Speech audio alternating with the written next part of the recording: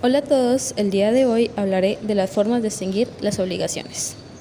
Para poder abordar este tema empezaré dando una muy breve definición de lo que es una obligación.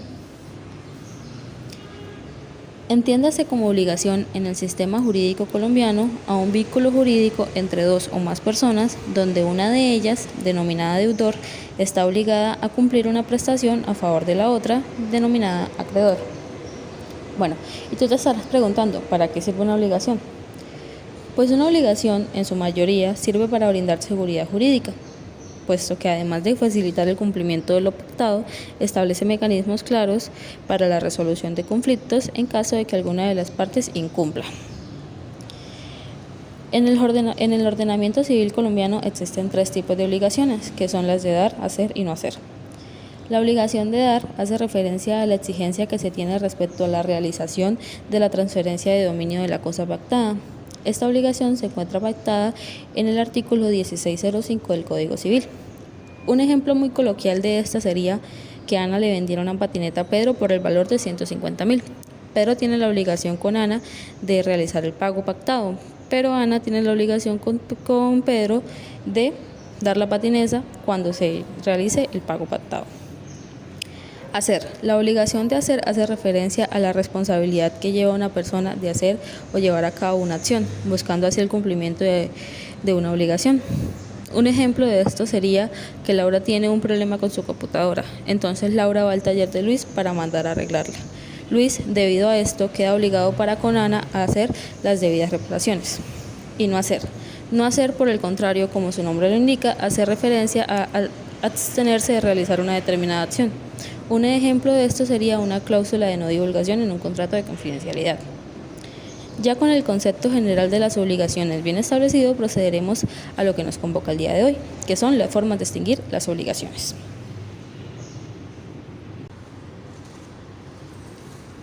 Modos de extinguir las obligaciones.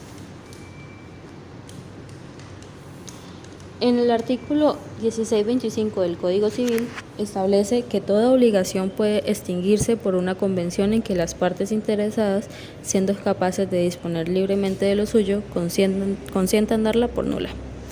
Es decir, que una obligación se puede extinguir si las partes involucradas, que vendrían siendo el acreedor y el deudor, que son los que tienen derecho de tomar decisiones sobre sus propios asuntos, acuerdan mutuamente anular dicha obligación y asimismo que ésta quede sin efecto.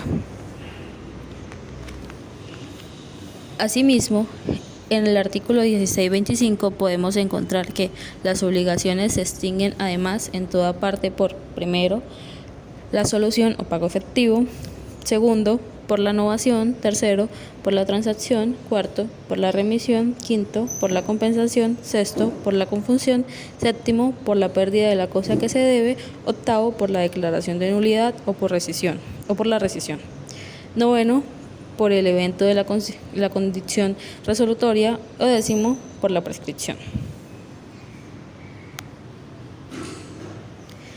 Empezaremos por la solución o pago efectivo. En el artículo 1626 nos define el pago efectivo como la prestación de lo que se debe, es decir, el cumplimiento de la obligación por parte del deudor, entregando lo que se le debe al acreedor. Y en el artículo 1627 establece que el pago se hará bajo todo respeto en conformidad al tenor de la obligación, sin perjuicio de lo que en los casos especiales dispongan las leyes. El acreedor no podrá ser obligado a recibir otra cosa de la que se le deba, ni aun a pretexto de ser de igual o mayor valor de la ofrecida. Esto quiere decir que el pago debe hacerse de acuerdo a lo que se estableció en la obligación, puesto que el deudor debe cumplir exactamente con lo que se pactó, sin hacer cambios o cumplir de manera diferente. Y el acreedor no puede ser obligado a aceptar algo diferente a lo que se debe. Es decir, que uno no puede obligar a la otra persona a recibir un objeto o un servicio, incluso si este es de igual o mayor valor, si éste no quiere. En el artículo del 1630 al 1633 nos habla de los pagos realizados a terceros. Y me parece importante recalcar ciertos puntos, tales como, si un tercero paga aún sin el conocimiento del deudor y aún a pesar del acreedor, se tomará este pago como efectivo, puesto que así lo estipulan los artículos de 1630 y 1631 del Código Civil.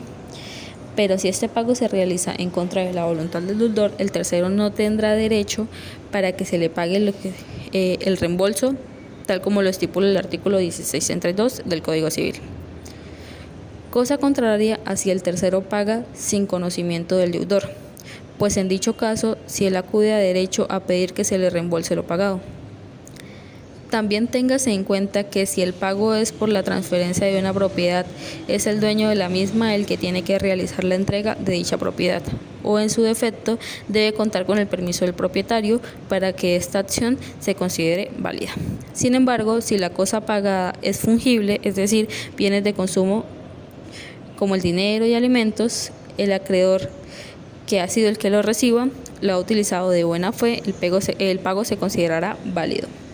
Un ejemplo de esto sería que Juan le pagara una deuda con dinero que no era suyo a Ana, pero Ana, en buena fe, gasta ese dinero, pues el pago es válido pese a que el dinero no era de Juan, porque esto lo estipula el artículo 1633. En el artículo 1636 podemos encontrar que el pago hecho al acreedor es nulo en los siguientes casos: si el acreedor no tiene la administración de sus bienes, salvo en cuanto se probare que la cosa pagada sea empleado en provecho del acreedor y en cuanto este provecho se justifique con arreglo en el 1747. Es decir, que si un contrato con una persona incapaz es declarado nulo por no cumplir con los requisitos legales, la persona que contrató con ella no puede pedir que le devuelva lo que pagó, a menos de que pueda demostrar que la persona incapaz se benefició de ello. Se considera que la persona incapaz se benefició si la persona recibe algo que era necesario para ella o si aún lo posee y desea conservarlo. Segundo caso, si por el juez se ha embargado la deuda o mandato que retenga el pago. Tercero, si se pagó al deudor insolvente en fraude de los acreedores a cuyo valor se ha abierto concurso. En caso de que el pago se haya realizado a un tercero, este tiene que ser legitimado por el acreedor mediante la figura de albaceas, cuidadores, etc., puesto que debido a portar usted los genes o algo que lo estipule usted como descendiente de esta persona, no quiere decir que usted tenga los derechos para recibir este pago, ya que la persona dueña del pago, o en este caso el acreedor, tiene que decir directamente que él quiere que usted reciba este pago. De resto, usted no lo puede hacer, y esto lo estipula el artículo 1637, 1638 y 1639 del Código Civil.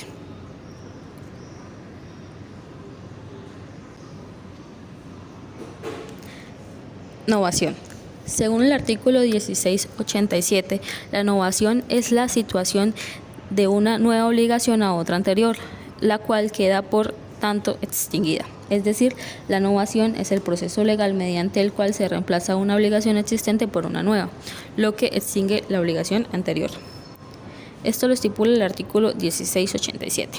El artículo 1689 nos dice que para que una novación sea válida es necesario que tanto la obligación primitiva como el contrario de novación sean válidos, a lo menos naturalmente. Esto quiere decir que no puede ser utilizada para legitimar una obligación que de por sí es válida. Por ejemplo, si la obligación original fue creada bajo condiciones ilegales o inválidas, el simple hecho de intentar reemplazarla con una nueva obligación mediante una novación no lo hará válida. El artículo 1690 nos dice que la novación puede efectuarse en tres modos. Primero, sustituyéndose una nueva obligación a otra sin que intervenga nuevo acreedor o deudor.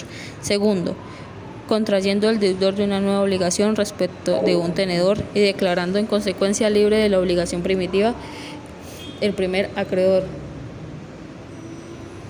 Tercero, sustituyendo un nuevo deudor al antiguo y que en consecuencia quede libre. Esta tercera especie de novación puede efectuarse sin el consentimiento del primer deudor. Cuando se efectúa con su consentimiento, el segundo deudor se llama delegado del primero. Es decir, la novación puede realizarse de tres formas. Primera, sustituyendo una nueva obligación sin la intervención de un deudor o acreedor. Y segunda, contrayendo el deudor una nueva obligación con respecto a un tercero y quedando libre de la primera. Tercero, sustituyendo un nuevo deudor al antiguo, quien queda libre. Esta es básicamente la explicación de los 3 puntos anteriores. Artículo 1691. Si el deudor no hace más que diputar una persona que haya de pagar por él o el acreedor una persona que haya de recibir por él, no hay novación. Es decir, no hay novación si el deudor solo designa a alguien que pague por él o si el acreedor designa a alguien que reciba el pago por él. Cambiar el lugar de pago no constituye novación y las garantías subsisten sin nuevo gravamen. Esto lo dice el artículo 1707. También hay que tener en cuenta que la novación extingue los intereses y privilegios de la deuda original a menos de que se exprese lo contrario. No hay novación si la antigua obligación es pura y la nueva depende de una condición suspensiva y viceversa.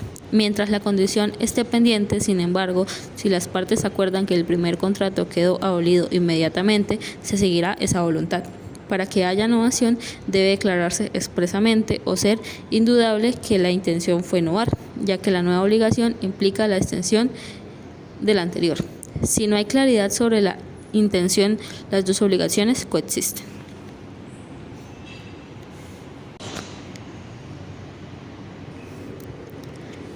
De la transacción. Artículo 2469.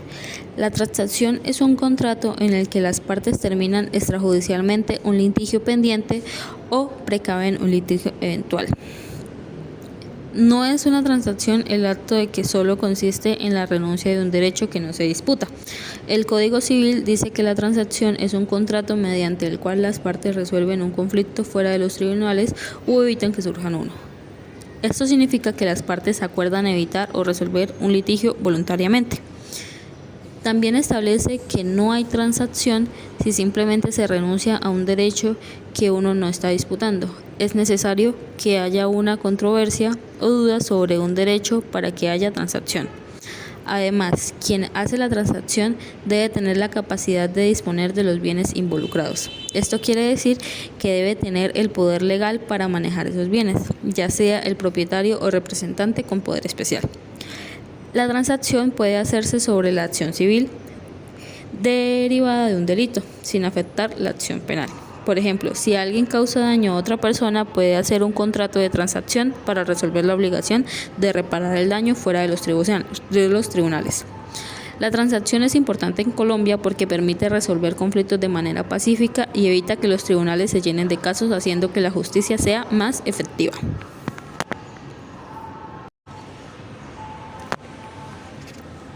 De la remisión. Artículo 1711. Validez de la remisión o condonación. La remisión o condonación de una deuda no tiene valor sino en cuanto el acreedor es hábil para disponer de la cosa que es objeto de ella. Esto quiere decir que una deuda solo es válida si el acreedor tiene el derecho de disponer de la cosa que está siendo perdonada, es decir, el acreedor debe tener la capacidad legal para renunciar a la deuda. Ejemplo, María tiene una deuda con José. José decide perdonar la deuda a María. Sin embargo, esta remisión solo sería válida si José tiene la capacidad legal para disponer de esta deuda. Artículo 1712. Remisión voluntaria. La remisión voluntaria dice que procede la mera liberalidad.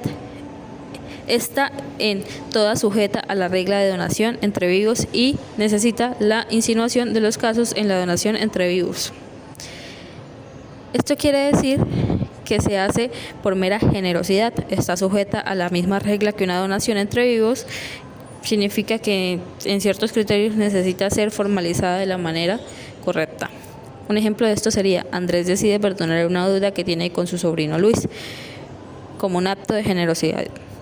Para que esta remisión sea válida, Andrés debe seguir las mismas reglas que se aplican a una donación entre vivos, como formalizar la remisión mediante un documento legal si la cantidad es significativa. Remisión táctica. Hay remisión táctica cuando el acreedor entrega voluntariamente al deudor el título de la obligación, o lo destruye o lo cancela con ánimo de extinguir la deuda. El acreedor es admitido a probar que la entrega, destrucción o cancelación del título no fue voluntariamente o no fue hecha con ánimo de reemitir la deuda. Pero a falta de esta prueba se entenderá que hubo ánimo de condonarla. La remisión táctica nos dice que, pues, si usted decide destruir o cancelar la deuda, pues usted ya no puede entrar a exigirla. Un ejemplo de esto sería: un día Juan le entrega voluntariamente a Carolina el documento que evidencia la deuda y lo destruye frente a ella. Esta acción indica que Juan tiene la intención de perdonar la deuda, a menos que Juan pueda probar que no lo hizo de manera voluntaria o que no tenía la intención de perdonar la deuda. De lo contrario, se considerará pues condonada.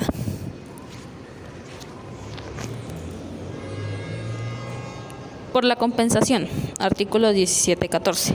Cuando dos personas son deudoras una de otra, se opera entre ellas una compensación que extingue ambas deudas del modo y en el caso en el que va a explicarse.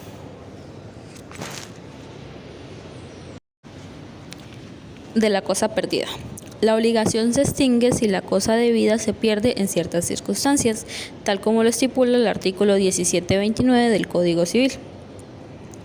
Es decir, si la cosa perece, se destruye o deja de estar en el comercio, pues esta obligación se extingue. En contratos donde la obligación es entregada en cuerpo cierto, si éste perece en manos del deudor, se presume que fue por culpa suya. Artículo 17.30. Si es culpa del deudor, la obligación persiste y debe indemnizar al acreedor. La carga de prueba del caso fortuito pues estará a cargo del deudor. Y asimismo, si él alega cuerpo cierto que hubiera parecido algo. La obligación se extingue si las cosas debidas se pierde en ciertas circunstancias, según el artículo 17.29 del Código Civil. Si la cosa perece, se destruye o deja de estar en el comercio, se entiende por una obligación cancelada, pero en caso de no ser culpa del deudor. Y la carga de prueba estará a cargo del deudor. ¿Por qué? Pues porque él debe conservar la cosa hasta la entrega del cuerpo cierto.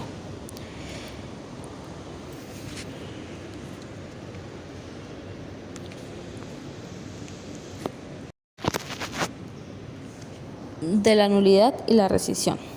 Nulidad se refiere a la ausencia de requisitos formales y solemnes legales en un acto o negocio jurídico. Sin estos elementos, el acto carece de validez jurídica y no puede ser exigido ante terceros. Y la rescisión es la forma de extinguir obligaciones declarando la nulidad relativa debido a vicios que afectan la validez del acto jurídico. Su objetivo es mantener el equilibrio patrimonial, no la nulidad absoluta ni relativa. Busca equilibrar las prestaciones económicas. Si no se logra, puede proceder a la nulidad absoluta o relativa. La rescisión tiene los mismos efectos que la nulidad absoluta y es el derecho de la parte afectada por la relación contractual. Tipos de nulidades. Existe la nulidad absoluta y la nulidad relativa. La nulidad absoluta se da porque el objeto es de causa ilícita, tiene omisiones en los requisitos legales para ciertos actos o incapacidad absoluta de alguna de las partes. Y la nulidad relativa ocurre cuando por vicios del consentimiento, error, fuerza o dolo o lesión enorme, este contrato pues está viciado. Evento de condición resolutoria. La condición resolutoria es una facultad que tienen los firmantes de los contratos para pedir que se cumpla con lo pactado ante un juez o solicitar que el contrato en cuestión se dé por resuelto. Esto lo estipula el artículo 1546 del Código Civil. Esta facultad habilita a la persona que presenta la demanda a exigir tres cosas ante un juez o tribunal, que es el cumplimiento parcial o total de un contrato, la cancelación del contrato o una indemnización por los perjuicios derivados del incumplimiento. Y, por último, la prescripción. La prescripción extintiva, también conocida como prescripción liberatoria, es un mecanismo legal que extingue derechos y obligaciones debido a la inanición del titular durante un periodo de tiempo determinado por la ley. Este concepto se basa en la idea de que no es justo mantener indefinidamente la posibilidad de reclamar un derecho si el titular no ha actuado al hacer valer por un tiempo razonable su derecho. Los plazos de prescripción varían según el tipo de obligación o derecho. Algunos ejemplos serían acciones reales. Generalmente el plazo es de 10 años según el artículo 2536 del Código Civil. Acción ejecutiva, el plazo es de 5 años conforme al artículo 2537 del Código Civil. Acciones de responsabilidad civil extracontractual prescriben en 2 años desde el momento en que la víctima tuvo conocimiento del daño y de quién es responsable según el artículo 2358 del Código Civil. La prescripción puede ser interrumpida o suspendida bajo ciertas circunstancias, que son: interrupción. Ocurre cuando el titular del derecho realiza actos que demuestran su intención de hacer valer su derecho, como presentar una demanda. Suspensión. Se da en situaciones específicas donde la ley establece que el plazo de prescripción se detiene temporalmente, como en caso de fuerza mayor o cuando el acreedor es menor de edad. Y eso sería todo por hoy. Muchas gracias.